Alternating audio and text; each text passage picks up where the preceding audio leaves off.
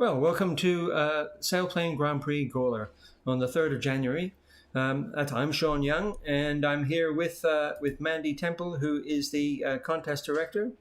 And we finally, after a couple of practice days and some strange weather, here we are now, ready to kick off at the very first race in this Grand Prix. So, isn't that great news, isn't it, Mandy? It's pretty exciting, yeah. We had a few issues along the way, and some of the glider pilots had issues along the way. But as of now, they've launched, the gate opened on time, and they've all started, and they're racing around under a very nice-looking sky full of cumulus. So hopefully they're enjoying themselves. It looks like a very nice day, very straightforward racing day.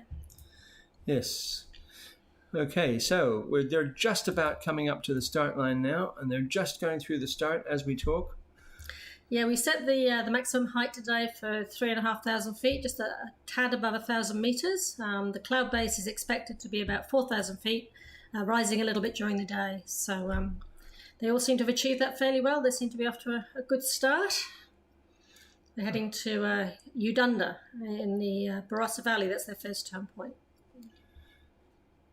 So they've all gone through the start with Matt Atkinson at the rear at this point.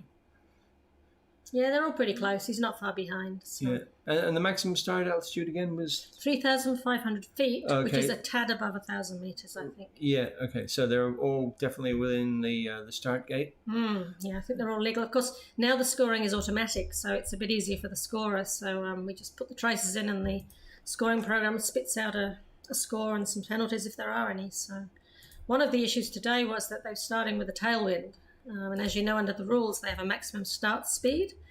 So hopefully they've remembered, and they're watching their speed as they go through the line. Otherwise, they'll get a penalty for starting too fast.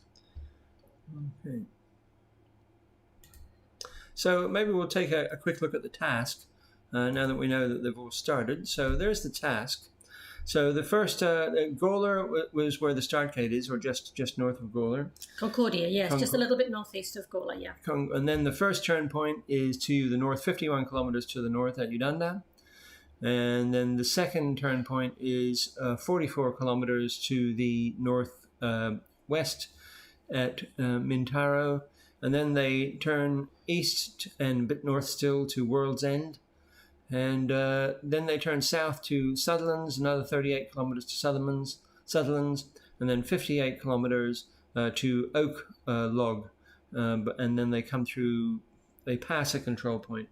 Right, so yeah, the thinking with this task was that we had some really good conditions forecast in a band out to the northeast, so we wanted to get them running through that a couple of times. The section out to the west takes them over a few hills. We think there should be some streeting in the wind, so they should have good conditions there. Under the rules, we have to have a control point on every race, and it's just a quirk of the way this task is drawn that the straight line task goes straight through Sheoak Log. So there's yet another opportunity for them to get it wrong. If they're racing hard on the way home and they forget, they could miss Sheoak Log. It's only a beer can, a half-kilometre beer can, so hopefully they don't forget and they all come through Sheoak Log on the way home to finish at Gawler Airfield overhead. Yes, and now we're expecting a reasonably fast race. It's 235 kilometres today, and at the beginning of the morning, Mandy puts a challenge to everybody to come up with what they think the task speed will end up being. Mandy this morning went for 80 kilometres an hour, and I was a little bit more optimistic and went for 114. But I don't know.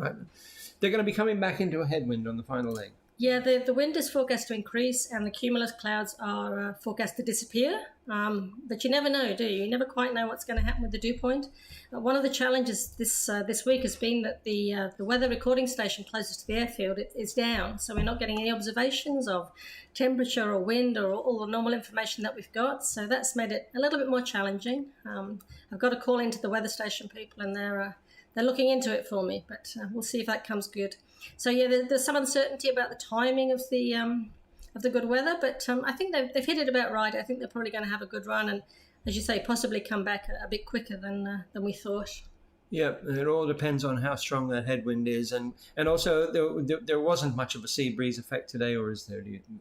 No, Gawler is accused of having sea breezes more often than is true. Today the wind was southeasterly, so we're getting a southeasterly or a south-southeasterly change, which in effect acts very similarly to a sea breeze, but the air isn't quite so cool in that direction. So, and the other thing that can do is actually, when it hits the sea breeze, the true sea breeze, it can actually cause a convergence, which is a positive thing. So, yeah, we have a lot of microclimate effects around the Gawler area because we are close to the sea, and we've got the hills to the east. And although the land itself is generally fairly flat, there are some rolling hills. So we have little microclimate effects which keep it interesting.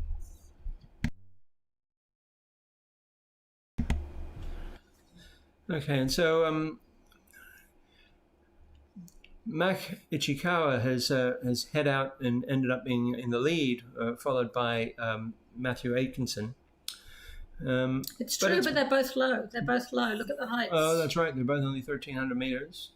Which is not a great height because they've gone into rising ground. The airfield's at 165 feet, and where they are now, they'll be 500 or 700 feet, so that they've not got a great amount of clearance above the ground. And perhaps not being locals, they hadn't realised, or maybe they just wanted to get a jump on the pack. But it looks like the other three have stayed back near the turn point to take a climb, and it's paid off, I think.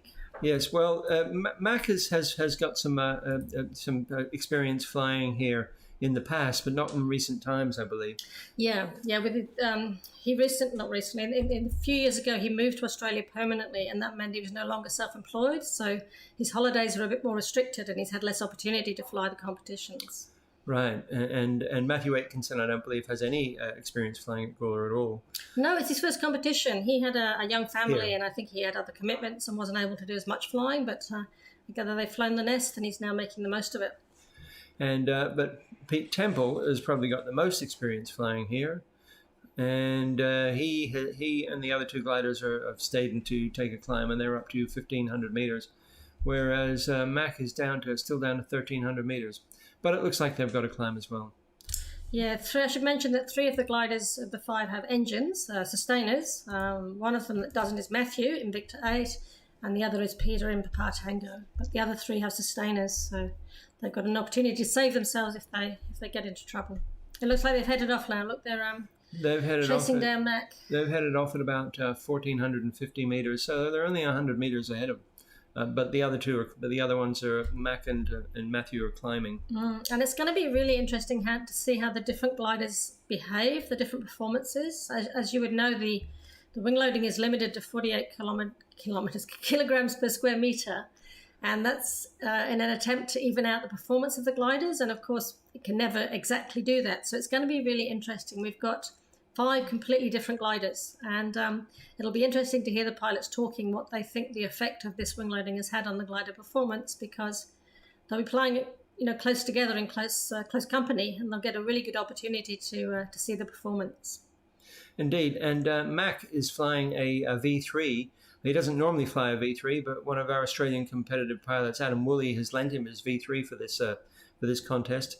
And so maybe we should, at this point, talk a little bit about some of the competitors. As we mentioned Mac, so let's have a look at Mac Ichikawa and talk about his experience and what he's been doing. Mac is from Japan, but he's done a lot of flying in Australia, and in fact, he's done really quite a lot of flying altogether. He has flown in numerous world championships, going back to the first one in Beirut in, not sure what year that was, 1999. And he's also been flying in world championships in Mafeking, in South Africa, in Lithuania, Norway, and Germany, and Uvalde in Texas, as well as here in Australia. He flew and actually came second in 15-meter class at WGC Benalla. And most recently, he flew in the world championships in Szeged in Hungary. And in Szeged, he was flying standard class in Szeged. Was he? No, in Szeged he was flying an AS-33, 18 meters. So he flies in all classes. Yeah, he's flown the Diana quite often as well. The Polish glider, the Diana, he's flown that a few times. But he actually owns an LS-8. His own personal glider is an LS-8. Yes. Very, very competitive pilot. And he's always up there. He's always fast, and he's always he doesn't really miss a beat as Mac. He'd be very hard to beat. But the other pilot who's up there with him now, with Matt Atkinson going behind him a little bit, is Pete Temple, and Pete Temple as we mentioned, has probably got the most experience flying at this particular site. And this is Pete Temple, who people from around Australia and also Europe will know very well, flying competitions. Pete's been done a lot of World Championship flying. His first World Championship was in 2006 in Vinon. Of course, he was in Vinon. We were talking about that the other day. With the thunderstorms, it was very exciting. Yes. Yeah. And also too exciting. And also Rieti in in Italy, rather, of course. As well as Benalla in Australia, and he was at the FAI Sailplane World Final in La Cerdaña in Spain as well. And he's flying an ASG 29. He is, and he's low, but he's always low. But he's flying neck to neck with Mac, and I think he's going to enjoy that because, like I said, they do like to compare the performances of the different gliders. It's well and good for the manufacturers to produce these data sheets, but it's not until they're actually in the air in real conditions that they get to see what's really happening. So it looks like the Mac out in front's found a thermal here. They were getting a little bit low, down to only 1,000 meters and over rising ground. So it looks like, oh no, Mac's moving off now. So yeah, they're all hunting for a thermal. They're all heading off in different directions looking for a climb. It's not desperate, but it's a good time to find a climb. They don't want to risk getting low in that area because it's not at sea level. There is a... Yes, as the terrain goes north from Gawler, the terrain goes up, and also you head into slightly hilly country. Yeah, and there's a lot of grapevines. It's the Barossa Valley. We're famous for the winemaking region, and it's quite slopey. And obviously, you can't land in a winery. It's not recommended to land in a vineyard. Not a good idea. But it looks like they've all managed to find a climb, and they're all in that together again. We were talking earlier about what sort of speed we expected them to do, and it's interesting with the Grand Prix that it's not about the speed. So often they'll play games and hang around at the top of a thermal and possibly get slower speeds than you might expect for a particular day. So it's going to be interesting to see how much of a gamesmanship there is in this race. Yes, and the other thing today, of course, is it's the first race.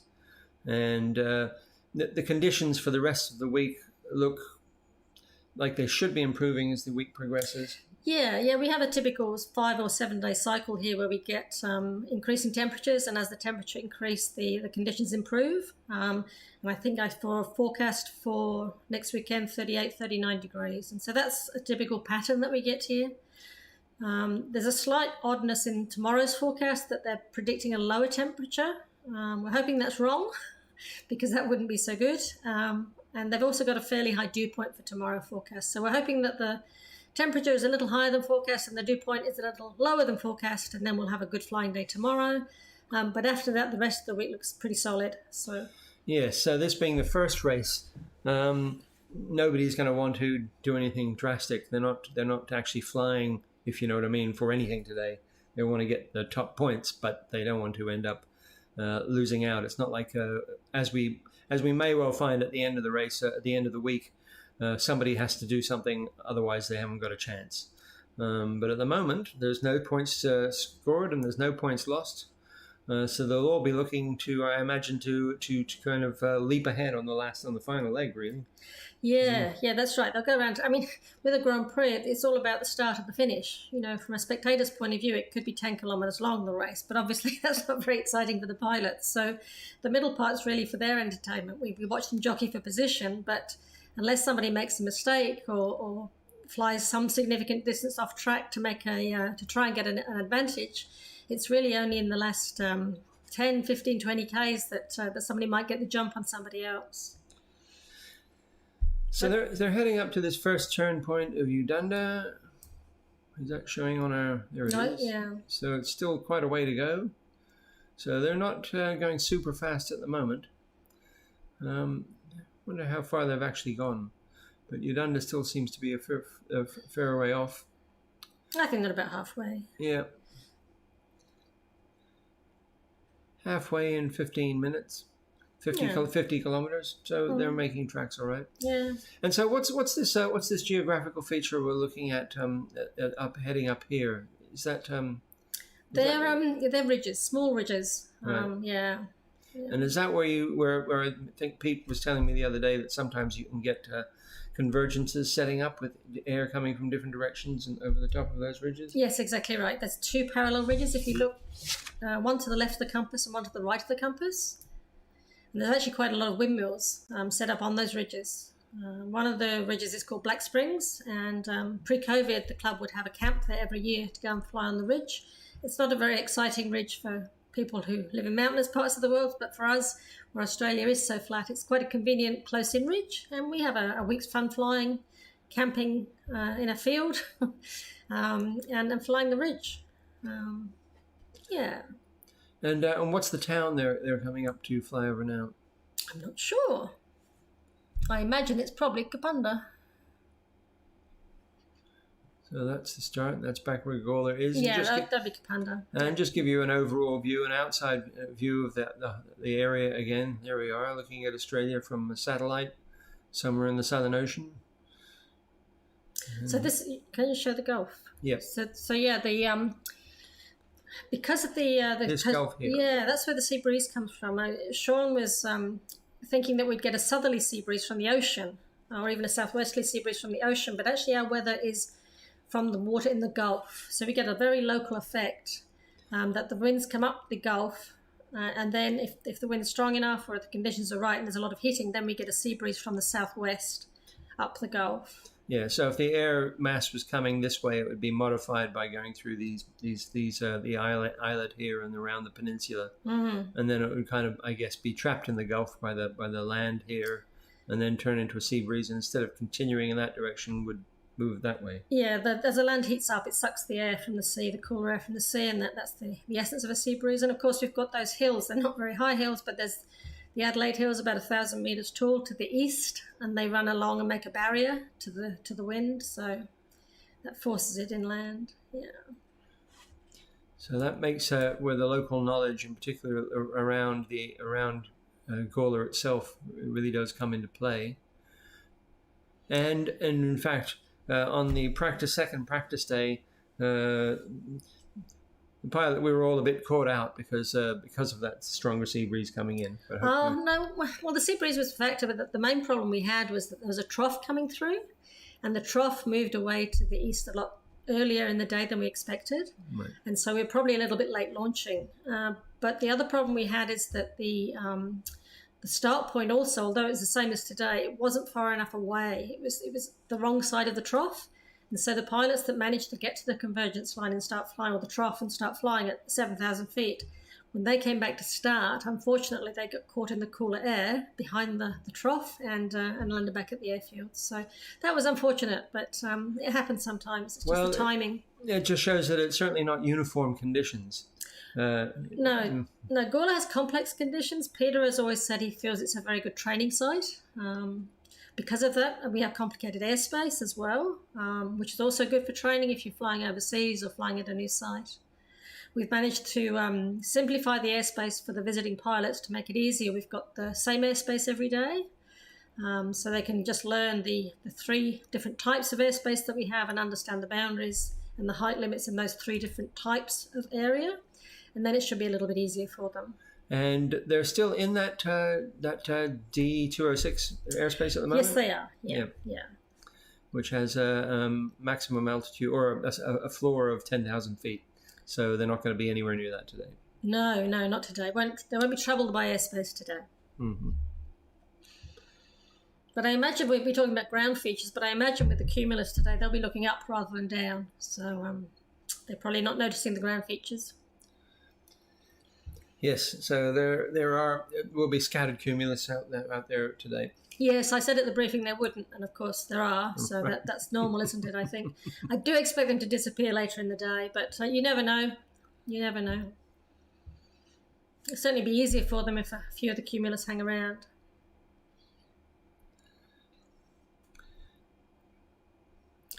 So they're spreading out a little bit, but they're managing to stay in contact. I think they're probably going to go around together. I don't think there's going to be a lot of separation, which will make for an exciting finish.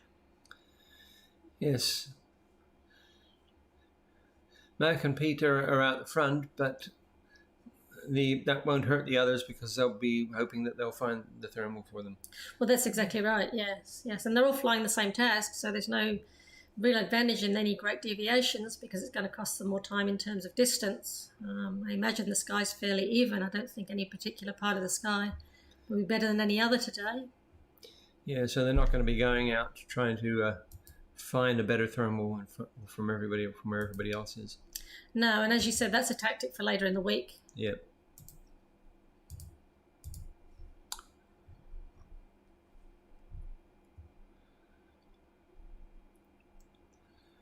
And that's a close look up at Matthew Aiken. My goodness, there's no pilot. He's invisible again. He's gone invisible. That's right. It's great that they've gone to the effort of putting all the scenery together, and one of the reasons they've done that, of course, is because there's a virtual race, which is happening alongside this Grand Prix. I think last time I checked, there were almost 100 pilots registered, and they are later on today going to be racing the same task. And it'll be really interesting to see how the speeds compare, and if there's a difference in the routes or the tactics or the strategy. We've had a lot of interest in the virtual Grand Prix, and I know the last final we had pilots all around the world from countries that don't even have any gliding. Some of the people that have entered are just gamers who happen to have the right equipment, and they're doing quite well. Although they tend to crash more often in the virtual Grand Prix than our guys, which is probably a good thing.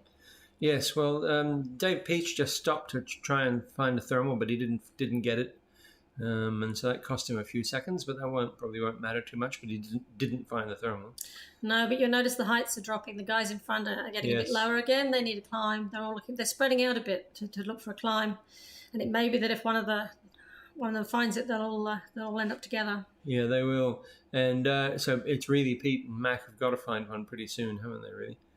Yes. Yep. And speaking again about the virtual, I mean, it would really be a completely different race with 100 gliders. They'd be breaking into various different groups, and I'm sure people will be trying various different things. So it'd be quite interesting to watch tonight and watch that first race. And Dave Peach is trying again, looking for thermal again. He's up at 1,150 meters, so he's in a way you'd wonder why he would do that. I mean, he moved on again. I guess he didn't catch it because Pete and Mac have, they've got to find a thermal, and so I'm sure they will find a thermal. Pete's flying in a straight line, so I wonder if he's connected to a convergence. You were talking about that earlier today, that there was a convergence, in fact, forecast. Was it in this area? It was, yeah. Look at they're both flying in a straight line. Look, they deviated a little bit, and now they're flying in a different direction and climbing by flying in a straight line. So I think it's possible they're connected to the convergence that was predicted. Either that or it's a really good area of sky because they've gained a significant amount of height.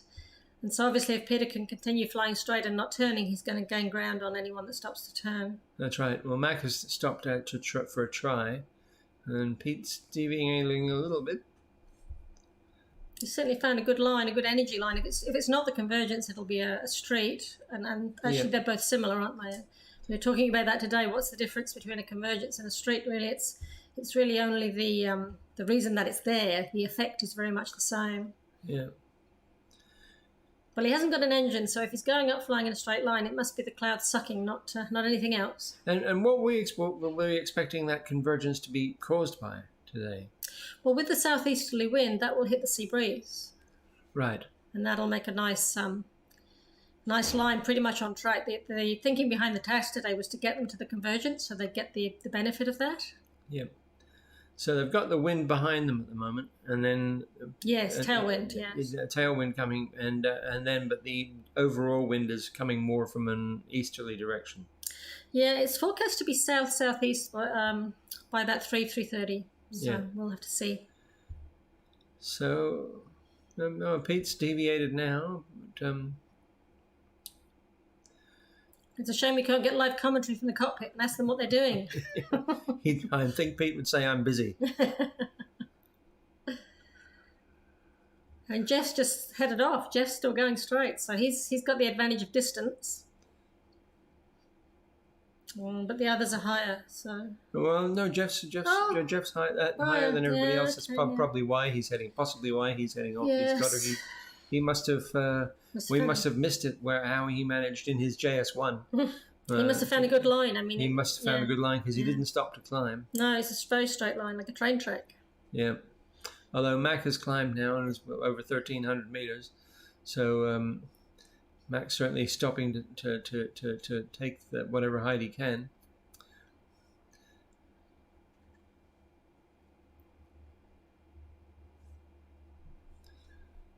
So Mac is climbing well, and Pete is he's doing well. He's out and ahead, but he's only down 50 meters below Mac. So Mac needed to get that climb, perhaps he thought, but he's heading off now.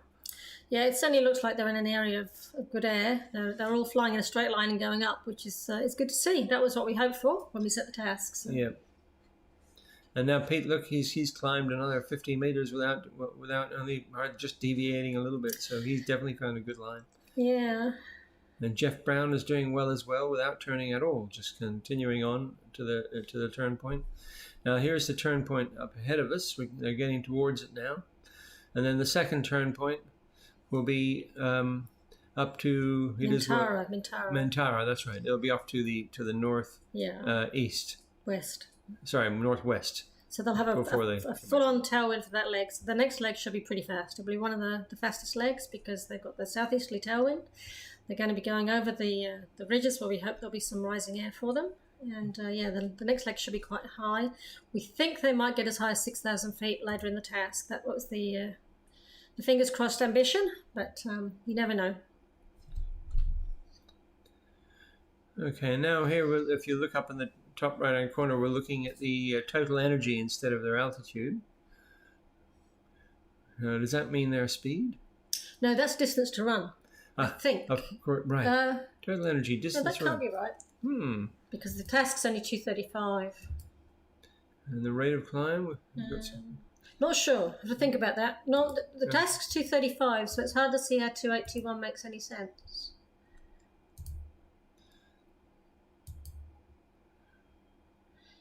Unless the task distance in here is somewhat different. Unless the task here is 50 k's longer. No. Well, it's 235, and they haven't quite gone 50 kilometers. But there's 280. So maybe that is the distance to run? Can't be. It's more than the task. Yeah. Well, 280 plus 50? But where's the 50? Who knows? No, well, the first leg is about 50 kilometers, and they're just coming up to it now. And Jeff Brown has still continued to do well without turning or trying. He just obviously seems to have got the best air. It looks like at the moment he's approaching the turn point, the first. Yeah, I always find it fascinating when you have pilots racing and they'll take different strategies, different techniques, different routes, and at the end of the day they get home within seconds of each other. It's amazing how it evens out and balances out. It's always fascinating to me. Well, these are all top pilots. You know, they've all got a lot of experience. And while we're here, let's have a look at Matthew Atkinson, who's flying a Ventus 2. So he is flying an older generation and going up against the Ventus 3. And Matthew's he flies at Lake Keepit. He's from Sydney, but he flies in Lake Keepit. And he's probably the least experienced of the in competition, the least experienced pilot in the field. But he's flown in many Australian nationals and sports class and club and open and 18 meter and standard. And he flies a lot from his home club in at Lake Keepit, where of course we had the Women World's Gliding Championships, and it's one of the great sight. And but he's in a V2. So if anybody is in a glider disadvantage, perhaps it's him. It'll be interesting to hear what they say. I mean, we've got the wing loading, and the fixed wing loading is supposed to compensate for that. But I'll be interested to hear their opinions on how well they think it's done. We're using a wing loading of 48, I think I said earlier. And here we have Mac has come up onto the turn point. Now have the others gone past the turn point? Yeah, they've turned. Yep. Yeah, so they're heading off downwind. Yep. Yep. And so Mac, who hasn't got much experience, I'm not sure if he's got any experience flying a V3. He flies a lot of gliders, but as I say, he's in a burrowed V3. And he's followed by Dave Peach coming up the rear. But there's still not a lot in it. They've still made the first turn point roughly in half an hour. And that's 50 odd kilometers in half an hour. So you see the problem with the distance. 235 is the total distance, and it was showing 285, wasn't it? Which is a bit odd. Yeah, so so you can see the distance of that first turn point was 51 kilometers. The next turn point is 44 kilometers. So they should do that, and with a tailwind the whole way. So they should do that pretty fast indeed. I'm expecting the second leg to be fast, yeah. Yeah. So poor Dave had a bad start to the competition. He lives in South Australia now. He lived in Canberra for many years with the Air Force, with his work with the Air Force, but he originally grew up in the Riverland near Waikerie. He learned to glide at Waikerie, and he's now moved back to South Australia to be with the family. Saw his granddaughter down the grid. She was polishing the glider. She looked like she was about 3. But poor Dave had a bad start to the competition because his wife was taken ill on the first practice day, and he had to rush home. He was concerned she might have COVID and didn't want to infect us, so he stayed away. She's now much recovered and does not have COVID. But unfortunately, that means that today is his first flight. He hasn't had the opportunity to practice. We were able to scrutiny him this morning, which we felt was a reasonable thing to do under the circumstances, and no one objected to that. But yeah, so he's probably not as comfortable or as current as the other guys because obviously they've had 2 practice days under their belt, and he does not have that. So maybe he'll speed up a bit as the week goes on and he gets more current. Yes, well, speed up, I'm sure he will do, because he's one of the 2 ex-Australian Air Force pilots that we have flying with us. So he was made for speed. And he's got a lot of experience flying in Australian club nationals, many club nationals going all the way back to 2005. And he's also flown in a sailplane Grand Prix before here at Horsham in Australia. So, and he's also flying a JS1, but I can't remember whether his is the C or the other one is. I think he has the B and Jeff has the C, I'm pretty sure. Yeah. And there's another story. So on the drive over here, Jeff Brown was unlucky enough to have his trailer axle separate from the trailer fuselage, and luckily no damage to the glider, and luckily close to Waikerie. So he phoned up Dave quite late at night, and Dave's glider was out of his trailer rigged, which was fortunate, and Dave was able to take his glider up and do a bit of a retrieve and bring the glider back to Gawler. The trailer's now in the workshop. Of course, it was a public holiday and a long weekend and so on, but they managed to get the trailer towed into a workshop at Waikerie, and hopefully that will be repaired and good to go in a few days. But that was quite an adventure, and it ended well, no harm done, but and luckily he wasn't too far from here. That's right, at the end of a nearly 14-hour drive from his home club in Canberra.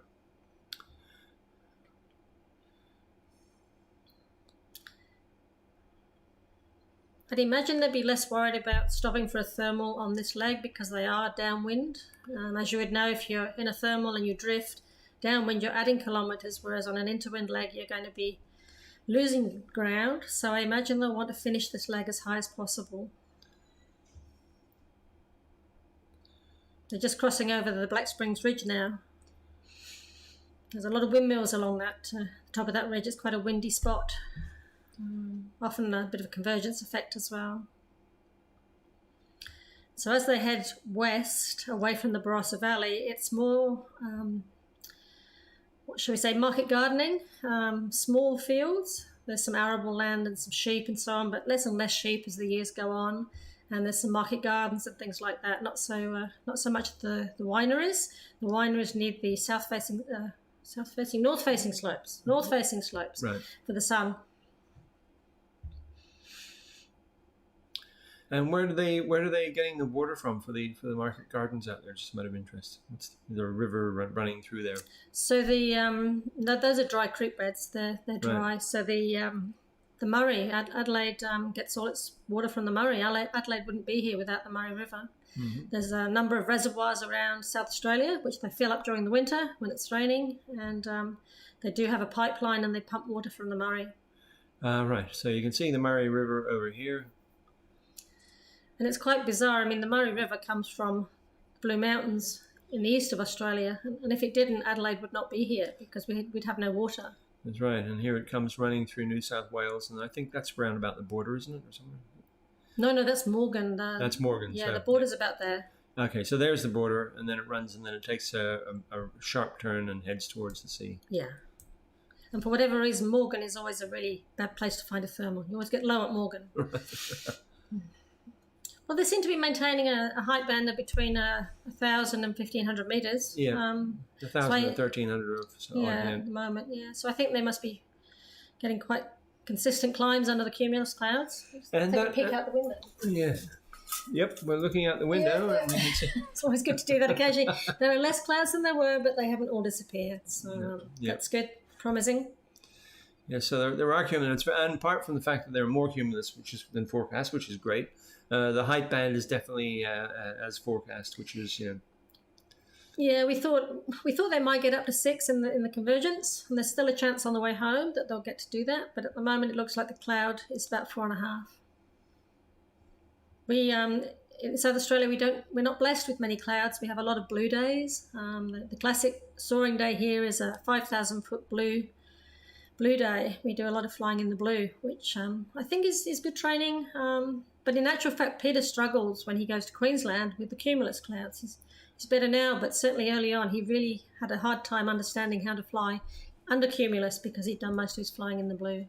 It's a very dry state. We have low humidity. Yeah, so you can clearly see the ridges running north-south. Yes.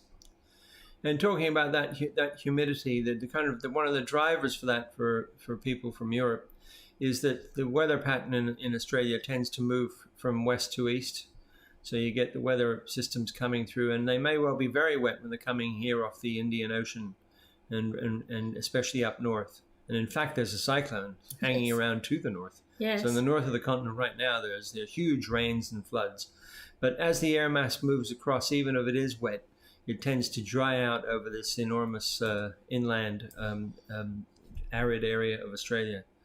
And so by the time it gets to Adelaide, it can be it's very well dried out. I think I'm correct in that. Yeah. The other interesting thing that can happen is if there's a trough that runs north, it can connect to the moist air at Darwin or Northern Territory, and we can get very high humidity conditions, which is quite unusual. But last year it happened a lot. Yeah, so you get the Pilbara lows happening around here, and then a trough forming, sucking down the air from the tropics. Funnels it through, yeah. Yeah, so you can also get the humidity from that, and then those troughs dripped over, and that's what brings the good weather also to New South Wales. Yeah, and we seem to have a lot of troughs. I don't know if our weathermen have different training, but I know in Europe there are lots of fronts, particularly cold and warm fronts. We rarely get a warm front, but we have a lot of troughs. That's right. We don't never see a warm front on a map on a chart in Australia, but and in Europe you'd call it a front more often because you often would have a lot more cloud associated. Here it can have a lot of cloud, so it can be overcooked. Mandy was calling them the troughs are like witches. There can be good ones and bad ones. I use the term the Goldilocks trough, which is sometimes it's no good and sometimes it's bad and sometimes it's absolutely perfect. Yeah, and I was thinking of the troughs that bring in the moisture and the rain are the bad troughs, and the troughs that bring good conditions for soaring are the good troughs. But there are certainly two sorts at least, or maybe three, as you suggest. Yeah. So they all seem fairly comfortable. I'm hoping that they're all having a good race and they're all flying along in sort of fairly solid standard racing conditions, which is what we want. Looks like Victor 8's dropped off the tracking. Is he fallen? Oh, he's high. Maybe he stopped for a climb. He's probably a bit behind them. Yeah, Victor 8, he's a bit behind them. But he's still within contact for sure. Yeah. And I'm sure he'll be able to pick it up. But we probably missed it as he stopped for something that he thought was a reasonable climb. Yeah. So. But at the end of the day, what really matters is the last few kilometres over the line, and that's really all that matters. It doesn't matter who's in front now or who's in front in half an hour. It's really who's in front at the very end. So it's fascinating to watch, and it's quite a different race than we're used to, where you often have to wait an hour after the race is finished before you know if you've had a good day or not. Yeah, and Matthew, he went up to 1,450 meters, so that's the highest I think we've seen today so far. So that means that they're certainly got some reasonable conditions. So I think they'll be feeling pretty comfortable and quite happy to be flowing along nearly together. And they haven't actually stopped for a climb for quite some time now. No. So they're not encountering huge sink. I'm sure they've clearly got a good line of air. Yeah, and with the tailwind as well. But the only concern is this is the closest they're going to go to the sea. So it's possible it might get a bit softer towards the turn point, depending on how far the sea air is penetrated. But you can see very clearly on a cumulus day, you can see very clearly where the cumulus stop. That's where the sea breeze is penetrated. And also you can quite often see the haziness in the air. You can see the sea breeze coming in. Because, of course, with the dry conditions, we have very clear visibility. And you can see the difference between the moist air and the dry air as you're flying along and see it penetrating from the southwest. But in general, when we've got a southeasterly, the sea breeze is held off.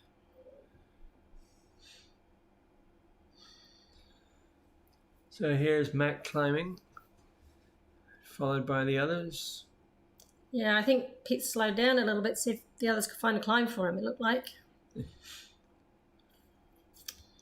Although Pete's over the top of Mac, so he'll be quite happy with that. Yeah. Mac's just out in front, but he's above him. That's kind of where you want to be in a race like this. Yeah, I know they had some close racing one of the practice days, Pete and Mac, and they both really quite enjoyed it because they were comparing the glider performances and just watching what each one was doing, and it was for them a very good practice. It was like a match race. Mm-hmm.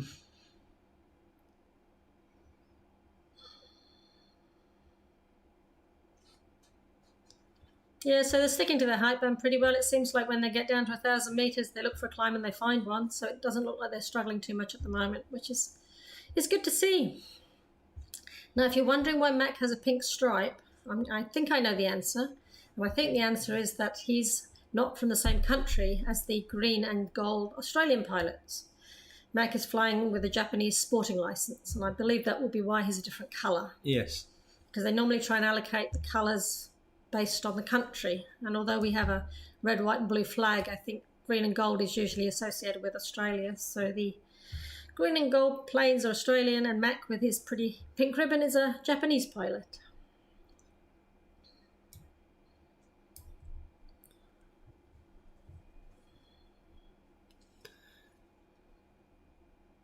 So does it give the speeds at the moment? Can we see if they're going as fast as we expected? I'm not getting an actual speed. I'm getting a rate of climb. Okay. So again, when they get rates of climbs, they're getting pretty reasonable rate of climb. Mac was getting 2.5 meters. So 5 knots, that's not bad. That's not a bad climb. And there we go. Still haven't got final glide. But we're not worried about final glide. And 281 kilometers total energy. I'm not sure what that means yet. We'll let you know when we find out. We'll let you know tomorrow, for sure. We'll let you know when we find out what that means. We'll find out in the bar later on. Yeah. So there's still one pilot we haven't introduced you to, and that's Jeff Brown, who's flying in Uniform Kilo Golf in a JS1. And he's our second XRAF, RAAF pilot. And in fact, at one point, he was actually the head of the Australian Air Force. And he's a very enthusiastic and experienced pilot as well. He flies from Canberra, is his club. So he flies a lot in wave. And he was bemoaning to me today about how this winter he didn't get much wave flying in. Most of our wave flying is in the winter and the spring. But he flies from Canberra. He's flown in many Australian nationals, in 15-meter club, open sports, and he also flew in the Horsham Grand Prix, 2 Horsham FAI Grand Prix as well. In fact, he was selected to fly in the final in South America, right. And I think he was quite keen to go. In the end, he couldn't make the logistics work. I think he was still employed then. I think it was before he retired. Yeah, he was still in the Air Force at that point. Yeah, and he couldn't quite get the dates to line up and the logistics of hiring a plane, so he didn't go. But he actually, I think, finished second in that Grand Prix. Yep. From memory, there were 14 or 15 pilots, which meant that 2 of the pilots were selected to fly in the final. And he was one of them, but he in the end, he didn't go. But he flew very well in that Grand Prix, so he's got form. He's got form. And now that he's retired, I think... it seems that he's a bit more relaxed, I suppose, as anybody would be, and flying perhaps even a bit more aggressively and a bit more polished. So I think we he's certainly someone to watch. Indeed, all of these pilots, we have a small field here. We just have 5 pilots, but all of them are really, really good pilots. And they are all very dedicated and very competitive indeed. And so although we have, the 2 most experienced pilots, Pete Temple and Maki Chikawa, but with a small field like this, it could be anybody's race. So maybe we should talk about how the Grand Prix scoring actually works. Sure. Yeah, it's the first past the post, as I said before, with an extra point for the winner. So with 5 pilots, the pilot that wins on a particular day will get 6 points, and then the next pilot will get 4 points, down to 1 point at the end. So and then that's each race. Each race, and then you just add up the scores from each race, and at the end of the competition, the one with the most points wins. Having said that, there's a special rule that on the last day, the winner gets an extra bonus point. So they want pilots to try extra hard on the last day, particularly if it's close, and it gives them a chance, if they're a little bit behind, to have this extra bonus point. Yes, indeed. So if you're a couple of points behind and you think, well, I haven't got a chance to win, well, giving that extra bonus point could well mean the difference. Yes. And we've seen that in Grand Prix quite a number of times, in fact, over the years, that situation has arisen. The other thing we're allowed to do, and it doesn't seem to be widely done, and we haven't really had a day where it's been suitable, is that as an organiser or competition director, we are, under the rules, allowed to give a bonus point for a particular turn point. So that's to encourage the pilots to push down low to get to a particular turn point to get the bonus point. But you'd need to have a pretty good day to do that, I think. We don't want them all to be pushing down low and landing. That's the last thing you want. So you've got to pick the day to do that. And I don't think that's happened in any of the other qualifying Grand Prix. Well, they're not going to need to go too low into this turn point. They're all still maintaining above 1,200 meters, or 4,000 odd feet. And Matt Aitkenson is still at 1,400 meters, so he's a bit above them and a bit behind them. But he can turn that extra height into extra energy to catch up with them if he felt he needed to. And as you say, he's less experienced, so it's not a bad strategy to just sit back and just watch and see what's happening. And in fact, we seem to have lost him. Oh, there he is. So maybe Matthew has let it drop. He has gone a bit too far behind. It'll be interesting to see if he's able to pick that up on the next legs. Yeah, although if you look, he's frozen. It's not updating. So I think maybe that's incorrect. Right? Yeah, I think he'll jump. I think we'll see a jump. Yeah. Now we think we've got average for the trackers for this. But perhaps it's not perfect. And it seems to be the Mac seems to have the best coverage, by the way. I don't know if you've been noticing. Yes.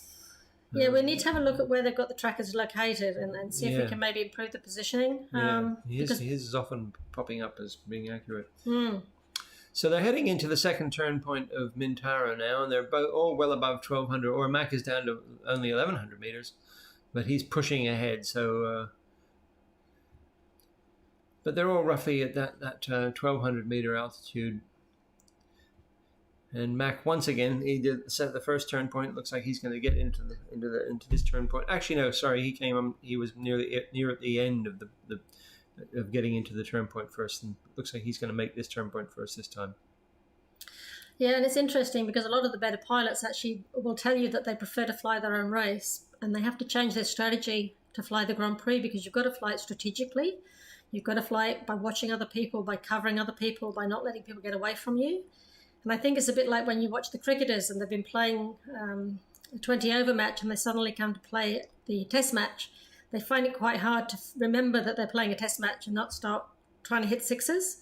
And the same with these guys. I think they struggle to have the discipline sometimes to do what they need to do to have the perfect strategy for a Grand Prix, which is quite different from a traditional glider race, which they've done a lot more in most cases. Well, it's interesting to see Pete there. It looks like according to the trace, he missed the turn point. I'm sure he didn't. At least I hope he didn't. No, I'm sure he didn't. And it's a half a kilometer barrel this time around. Yeah, you can, yeah. Yeah, and talking about flying different, people have different strategies when they're flying in championships. Well, I can tell you, watching Maki Chikawa fly in 15 meter in at Benalla World Championships a few years ago, that was very interesting because he was definitely from his point of view at that time. At least my observation was that it was a two-man race from his point of view. There was him and Sebastian Coe. And that was the only thing that Mac was interested in, was what was Sebastian Coe doing. And that was very much a match race from his point of view. So I think Mac's got a lot of experience in this, not just in Grand Prix, but in World Championships as well, in flying that type of that strategy. And of course, he's in a borrowed glider, so that's going to have some effect. As you said, he's flown a lot of gliders before, but it does take a certain amount of extra concentration, like when you're driving a hire car. Nothing's quite where you expect it to be, nothing's quite set up how you'd like it to be. So although he's had a couple of decent practice flights, he still will be paying a little bit of a penalty, I believe, for having a borrowed glider. But it's a high-performance glider, and so perhaps the two will balance out, and he'll come through. Yeah, so it was interesting the other night. He was talking about, or we were asking him about the difference between the various gliders, because he was flying an AS-33 in the World Championships in Szeged a few months ago in Hungary, and he's flown a JS3. Of course, he had a JS3, and also flying the Ventus 3, and wondering what his impressions of the three of them were. And it was interesting because he said that it really depends upon how you fly them, because they're very close. But he described the AS3 as being very, very steady, and you could take your hands off the controls and let it fly. Whereas the JS3 was like you had to really fly on the rail. In other words, you really had to fly very much on the edge. Like a sports car. Like a sports car, exactly. And the V3, the big thing about the V3, which many people I've heard say, is the feel, that you have just so much feel. You can feel the air so much. Yeah. Peter's feedback after the match race that they did on the practice day was that he felt that he was out-climbing Mac, but Mac was out-gliding him. So that was his feedback from I think they were together for a couple of hours around the task, so they had a good look at each other. So that was his perception, but I guess different weather, different conditions, different day, they might have a different idea. So we'll keep you posted and keep you up to date with what they say. Yes. So the Australian Nationals are scheduled immediately after this competition, and 4 of the 5 pilots and 5 of the 5 gliders are going to be at Waikerie flying in that competition. So the guys have got 3 weeks of flying back to back, which is great. Yes. And Waikerie is basically up there, isn't it? No, it's on the river, and so it's about halfway between the bend in the river and the border. So right. I'd say it's probably about there. About there, oh, yeah. Right. Okay. But for anyone that's worried about the flooding, it's 160 odd feet above sea level, so there's no risk of the river flooding, of the airfield flooding, I should say. 160 feet? Something like that. So 40 meters above sea level. Enough to keep you dry, anyway. Yeah, no, Waikerie won't be flooded as problem. I mean, there's been a lot of flooding in New South Wales. The flood has been very widespread over large parts of terrain, but most of the flooding is confined to riverine areas, and this is a very large country. Yes. And so nearly everywhere is not in the riverine area. I'm not sure if it's generally known, but the River Murray is actually closed to recreational boaters, swimmers, paddlers, and everything else. And I had originally thought that was because it was too dangerous, that the flow was too fast and there was too much debris.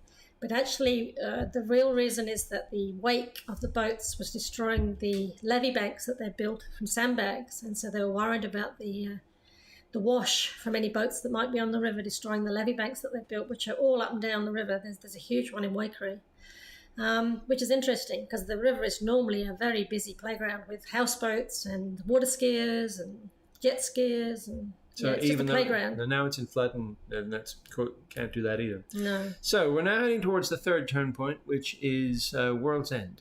Yes, sad sounding name for a turn point, isn't it? But I'm sure it's not the end of the world. No. It's fairly remote, I must say, but it's fine. Well, that's good. So what is the terrain up there like at World's End? Is it bush, is it? It's not less farmland? Yeah, it's scrub. Yeah, that's scrub. It's not farmland. And the scrub is a good source of thermals. So You have to be a little bit careful tasking over the scrub. It's fairly safe on a high day, and on a high day you get good consistent thermals, but you've got to be mindful of outlanding options, and there aren't a huge number of options over the scrub.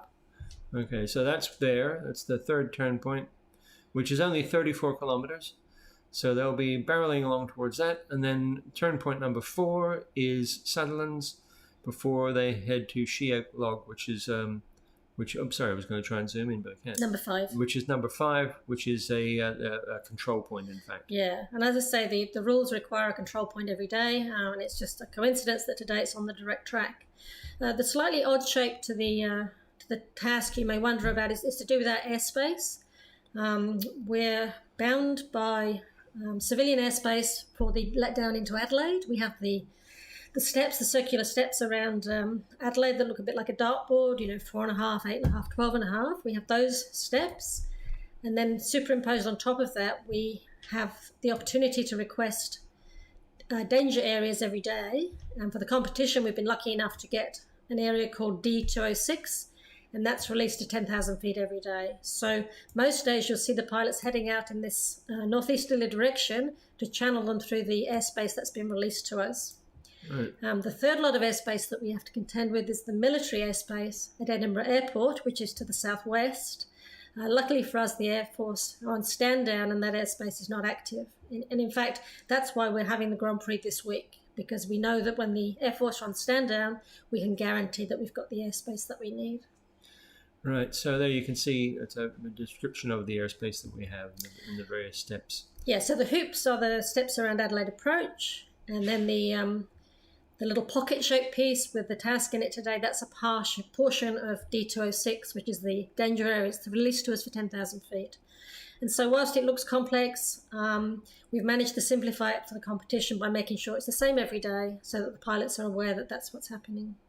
Yeah, so I think today, in practicality, in real terms for the pilots, they won't really be a factor for them at all. No, and our ambition with the task setting is to make it very hard for them to break airspace. Yes. Which, so far, so good. So the problem we have as a club, for the club members, is that the airspace is different on different days and sometimes at different times, and it's subject to recall, and that makes it quite complicated for the members to get a handle on sometimes. So it looks as if Matthew Atkinson has his trackers has unfortunately stopped working because he's stuck way back there. I'm sure he isn't. And it's just an overview looking towards the turn point. Can we look at Glide and Seek and see if the Flam tracker's picking him up? He might be showing us where he is on Flam rather than on the official tracker. So we've got two systems of tracking the gliders. We've got the OGN through the Flam, and then we've got these trackers which use a SIM. So the Glide and Seek much further on, you see. Oh yes. Because one's live and one's not, possibly. Yeah, well, we're on a different. Yeah, so he's. Yeah, so he is there. It's not that he's not there. It's that his tracker's not working, but his Flam will still be working, so it's showing on Glide and Seek. Yeah. Or on the OGN. And the OGN coverage around this area is good. There's one at Gawler, one at Waikerie, and one at Balaclava. Right. When Peter did his long flight the other day and flew out into New South Wales, we actually were able to pick him up as he passed Broken Hill, which is definitely in the middle of nowhere.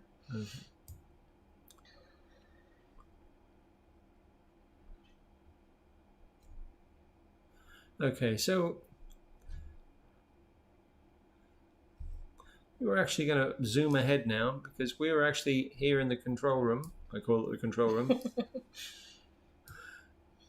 A little bit behind the race so that we could show you what was going on. We'll just try and catch up now to the real time and see if they show up a bit better then.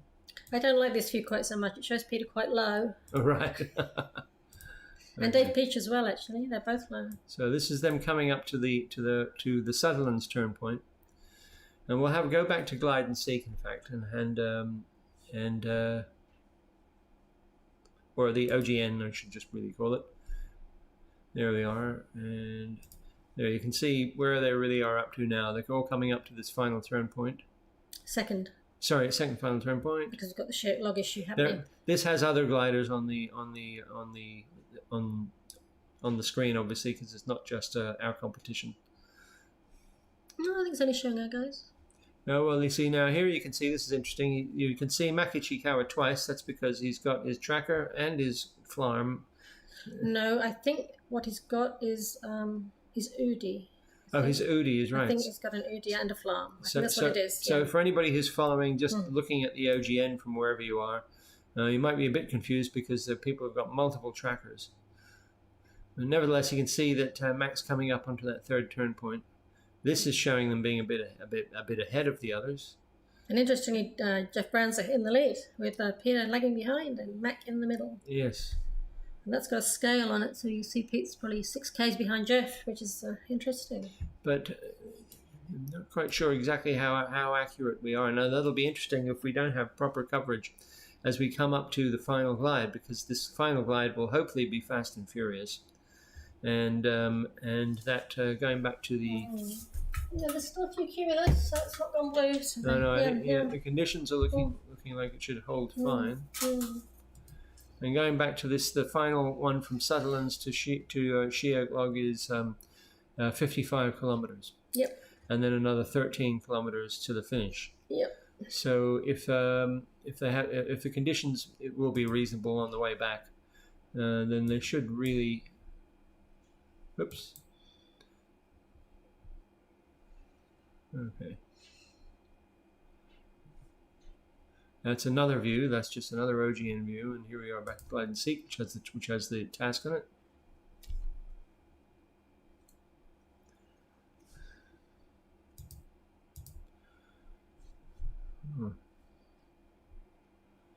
And here's Mac again. So we'll go back to this one. Yeah, I think on that one there's only Mac updating, the others aren't updating. Yeah.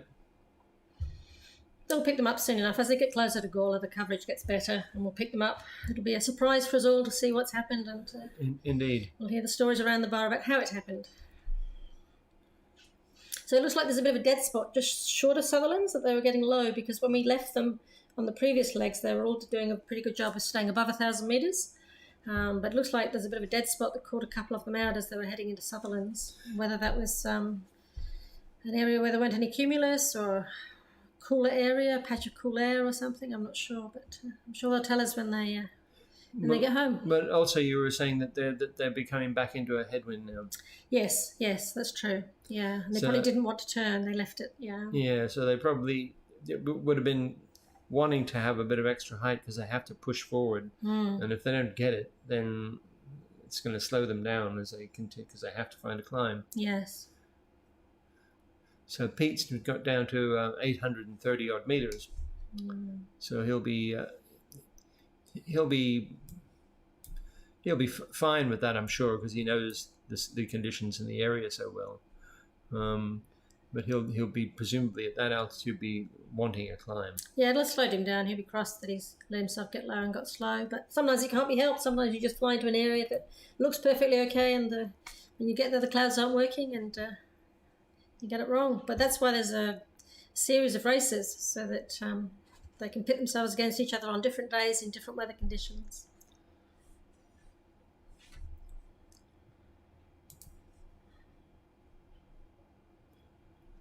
So it looks like that hasn't updated, does it?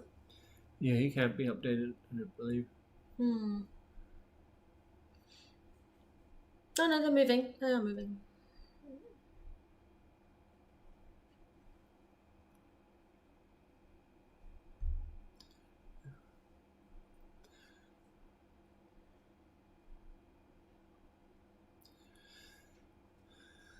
So it looks as though they've actually gone off track a bit to the north. I'm sure that would mean presumably that would mean that they're following clouds.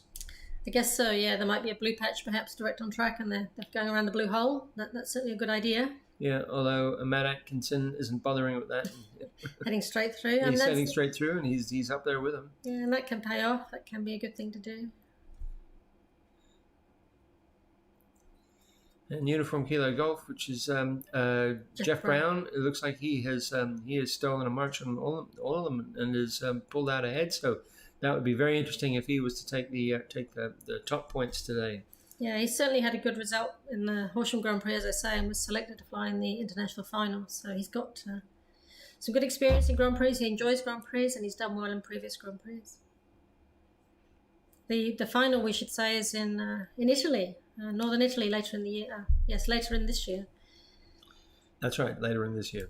In September in Pavullo in Italy. Mm-hmm. So it's only just after 3 o'clock now. It looks like they're going to be back a little earlier than we expected. Yeah, it is pretty fast. So there it was 13:25. So It's about a 2-hour race, I think. Yep. Yeah. So it's 235 kilometers. So.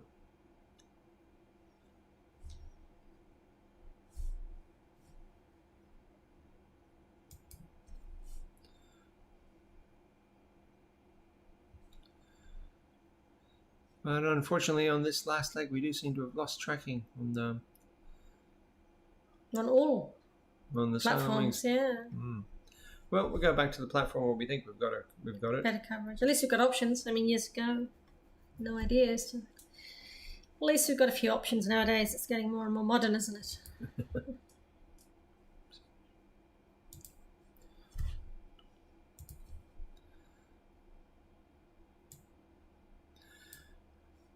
And here's another airfield that you may have heard of, which is Stonefield, which is not far from Gawler either, in between Gawler and Wakery. Yeah. It's there are 2 gliding clubs actually there. There was a small club called the Barossa Gliding Club, which was struggling, and then there was another club called the Adelaide University Gliding Club that used to be up to the northwest near Snowtown. That's where I learned to fly. That's where Peter learned to fly. And their ridge site was taken from them by a windmill company. They built a whole bunch of windmills along the ridge, and the farmers sold the land, and so they were forced to move. But luckily, they were able to move to Stonefield, and they run together very effectively as a combined operation.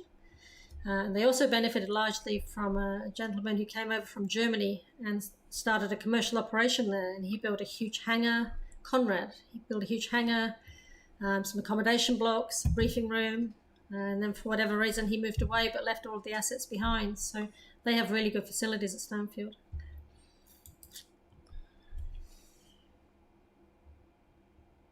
So Grand Prix surprise. Mm-hmm. It didn't jump ahead quite so quickly. Yes. Well, my phone hasn't rung, so I have to assume that Peter has climbed away. There's no phone calls or messages from anyone to say that anyone's outlanded, so we have to assume that they are all still flying. Trying to move this out of the way to try and restart it or something.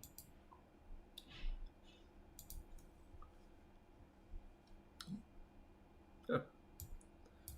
That's interesting. We're still feeling our way a little bit with the technology. It takes a team of people to set up the silent wings. You know, one person has to put in the task, and someone else puts in the scenery, and someone else puts in the turn points, and it's very much a combined effort. And of course, some of the people are in Europe, and we didn't do a lot of flying during the practice days, so this is really our first run with silent wings. So we're winging it a little bit, but it's working fairly well. I think possibly better than we might have expected. We're doing okay, and in the coming days, I suppose every day it'll get a little bit better.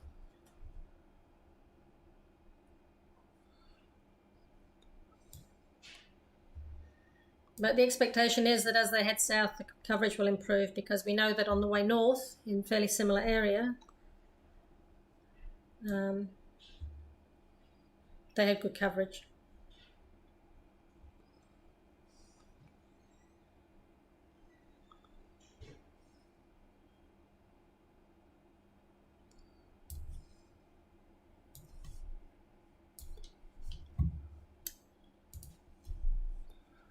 I was just trying to see if I could pick that up again, which we seem to have done.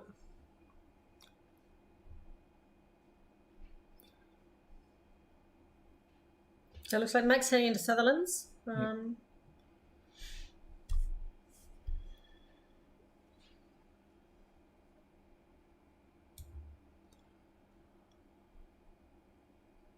Okay. Now they're well and truly on the final glide now. You'd think so. Is anybody going to call you and tell you that they're just about to come? Well, it's a little way from Udunda. They're probably 50 k's away up there at Udunda. Okay, so we've got Mac again, back again. But yes, I will need to leave when they start finishing. Right.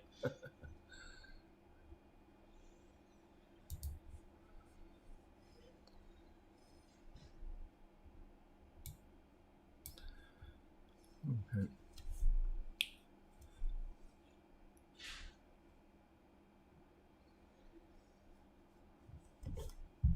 Oh, Jeff's popped back. That's good. We've got Jeff back.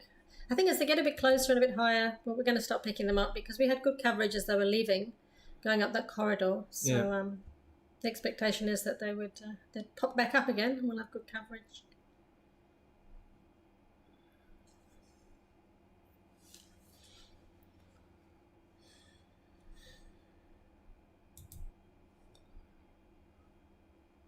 So Jeff's updating and Mac's updating. They're the closest two, so that's promising. I think as they get closer, we're gonna pick them up coming home. So we should be able to have some idea of what's happening.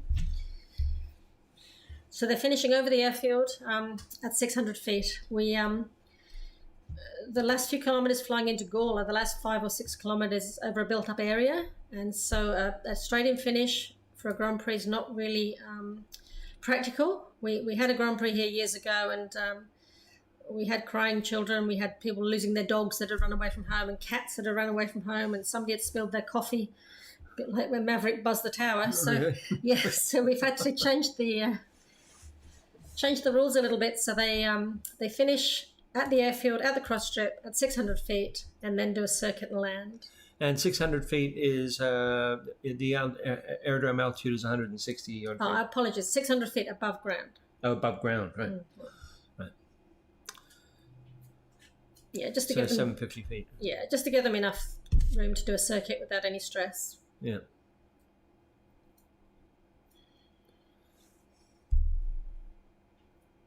Well, we had good coverage early on, didn't we? It was really quite impressive. The coverage was good out to the west, which is interesting.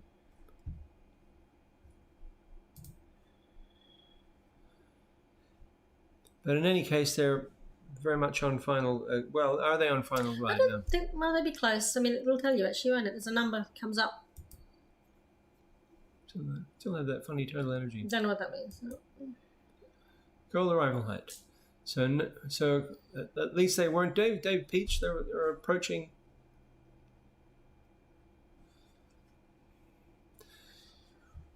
Okay, so the latest we have is that Dave Peach is only 1,100 meters off of a final glide. It's going up, though. I think it's picked him up flying into the last turn point, not realising that he's flying away. So his is increasing. So I suspect he's flying away from the airfield. Yeah. To the last turn point, and that's why it's going up. Matthew and Peter have dropped out. Jeff Brown must be getting close. Yeah, Jeff Brown only needs a bit over 5,000 meters, so he's 2 or 3 more thermals, and he'll be good. Because the last turn we decided was about 60 k's from home, so. Yeah, this might be giving us the best view, but there is a lag on this as well. But it definitely looks like Jeff's in the lead. That seems to be consistent across all the platforms. So. Yeah, and it looks like Jeff has pulled out in front of the others, which is interesting because we were talking about how you wouldn't necessarily want to be doing that until the last bit. So Jeff must have had a good idea about the air that he was going to be flying through. And did you see the drift on that last slide? Matthew was thermaling, and you could see he was drifting quite a long way downwind. It's quite a strong wind up there, obviously. Right. Which was forecast. So yes. Maybe the wind's picked up a bit as well to spoil their fun. Yes. Yeah, the fleet does seem to have spread out, which at the beginning we were saying they probably wouldn't do. Yeah, but that could indicate a few things. It could indicate that the conditions became a little bit more tricky on this last turn point, which Mandy was saying was not unlikely because of the final track heading straight into the wind. Yes. And so that might have necessitated some different ideas about the best way to proceed.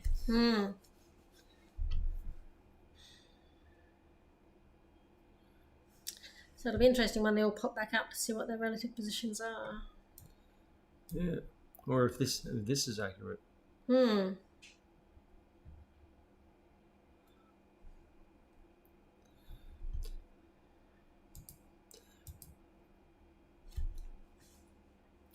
Well, thank you, everybody who's joined us to watch live today, and for anybody who watches tonight from Europe, when it will be posted on the FAI Grand Prix YouTube page as a recording.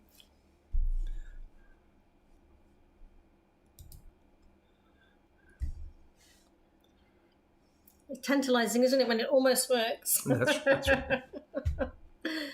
Oh, dear. Still better than years ago when you had no idea and just standing at the launch point waiting to see what would happen. And, yes, now we're all waiting for them to appear, zooming over the well, not quite zooming over the airfield with their water pouring out, but with the equivalent. Yeah. And the only thing to check then will be if there are any penalties, if anybody started a little bit too fast with that downwind start leg. Yep. Make sure they didn't start too high to get a penalty. Make sure they correctly rounded the turn points.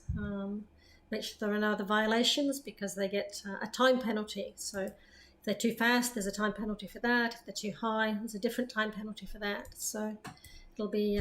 So there was a start speed, a maximum start speed, which they won't have reached, which I believe, which 170 kilometers. Is that correct? Yeah. So if they breach that, there's a time penalty for that. So if they finish neck and neck, generally it's first past the post, but you have to wait for the scores to come out to be sure because there could be a time penalty. And if one glider is 10 seconds ahead of the other one, but the first place glider breached the start and got a 20-second penalty, then those spots will be reversed. But hopefully these guys are all professional and they all know what they're doing, and there won't be any penalties. It would be really nice to have a contest without any penalties. Okay, so now it looks like they are coming back into more frequently, coming back into getting reception from them. Yeah, and they're getting closer to a final glide as well. I mean, Max only needs 2,000 meters, which is only a few more thermals. And this leg is definitely a bit slower than the other ones as they come into wind. And the five of them are splitting up more, which means that they're not finding the air they want. So they're kind of being maybe they're not finding the air they want, so they're needing to search around a bit more. They're all having to fend for themselves a bit more. Yeah. And see, David Peach is getting quite low now. Mm-hmm. No, he's not. That's his arrival height. Okay. Yeah. That's strange, isn't it? That's indicating that David Peach is about to finish. Well, earlier on he was only 1,100 meters, and maybe he's on final glide. Who knows? So Jeff Brown's going down at -2 meters a second. Mac is going down at -4 meters a second.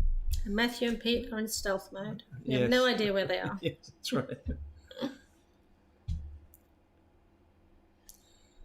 So Dave Peach is climbing. He's doing well, and Mac he's got himself out of the worst sink. So going down at 4 meters a second means that they were certainly encountering some sink out there. So they're heading into wind, into a sea breeze. And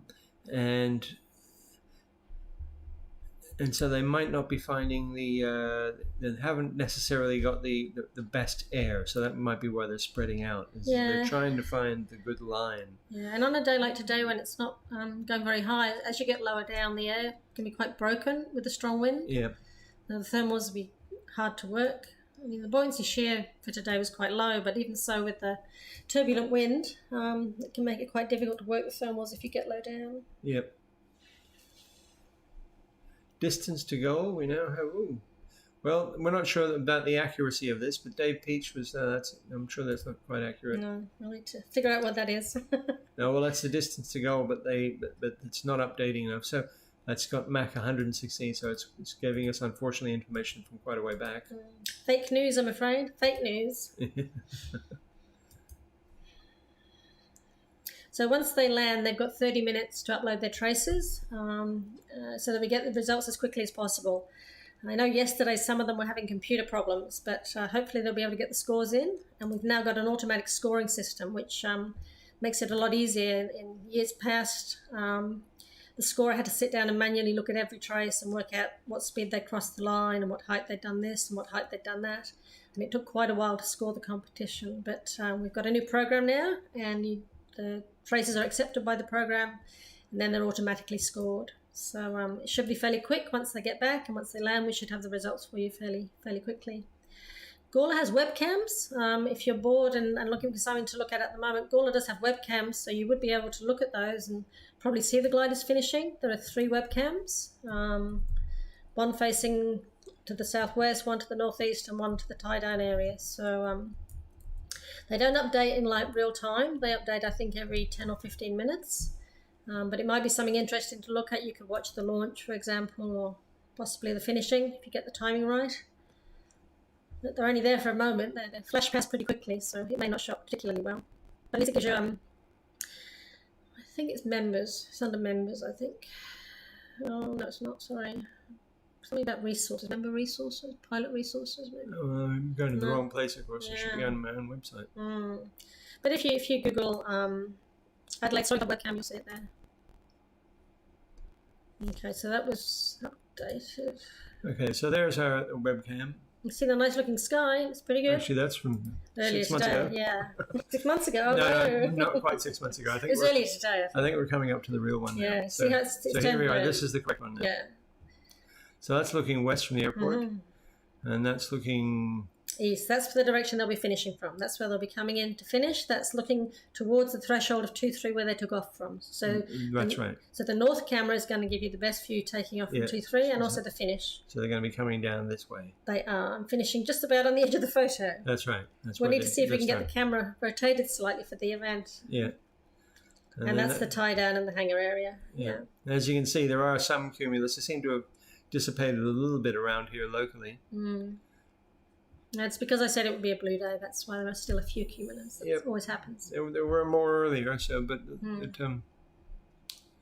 and very blue. That's looking towards the west and towards the sea. The Gulf, towards the ocean. Yeah, and that's why it's bluer there. Yeah, you can even see it. Yeah.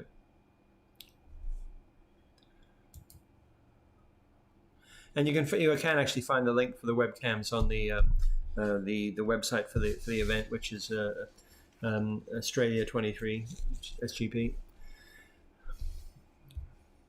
Yeah.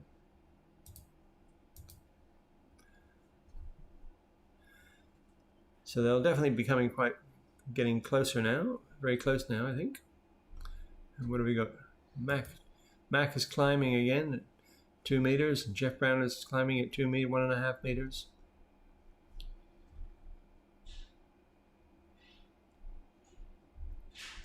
So there we have got them again live now. So at one point it looked as if Jeff Brown was stormed ahead, and maybe Mac was descending so fast because he was going to try and go and get into the thermal with Jeff. I wouldn't be surprised about that at all. Yeah, there's certainly an advantage on a difficult day. Because they're flying in company. It's much safer to fly in company. That's right, but also he's higher than him, so I think he found the thermal for him, perhaps.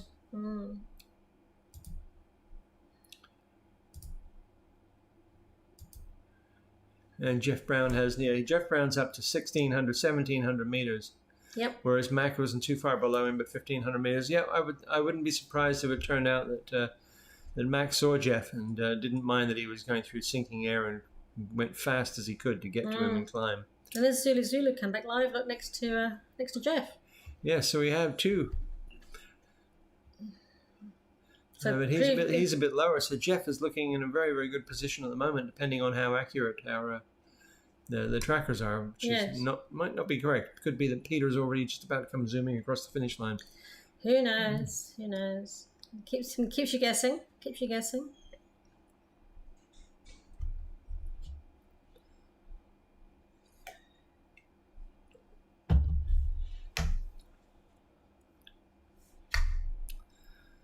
Yes, unfortunately they keep dropping in and dropping out, so it's a little bit of a puzzle to know. But I'm pretty sure that Jeff Brown is doing very well, because he was up at 1,600 meters, higher than everybody else, ahead of everybody else. Peter's come back. He didn't land. There we go. Oh yeah, Peter's up at 1,500 meters. So Peter's doing fine, I think. And what are we looking at? So just in case you don't actually understand, the highlighted, the brighter tags on the gliders is for confident, recent, updated information, whereas the grayed out ones is a lower probability, less confidence, less accuracy of updates. So cannot be trusted quite so much. It's better than nothing. And when the numbers aren't changing, obviously it's not updating.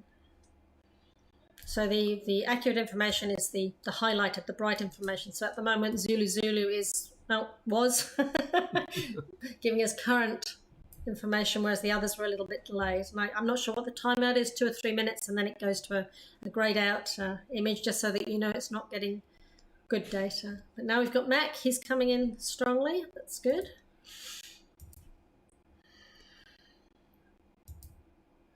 But he was at 1,300 meters, and still Jeff Brown still seems to be much higher than everybody else. Well, I'm glad, because we said that there were maybe spots on the course where they get to about 6,000 feet, and it looks that's come to happen. And so that is back in the area where you're expecting the convergence. It is, again? It is. Yep. So yeah.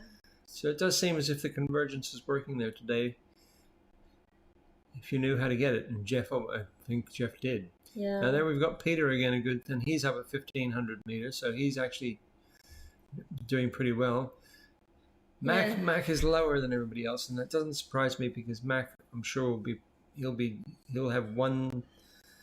There'll only be one thing he'll be thinking of, and that is that finish line and making sure that he's over it first. And so. And it's a complicated algorithm. Some of the programs will tell you that someone at a certain height at a certain distance is ahead of somebody else, and calculate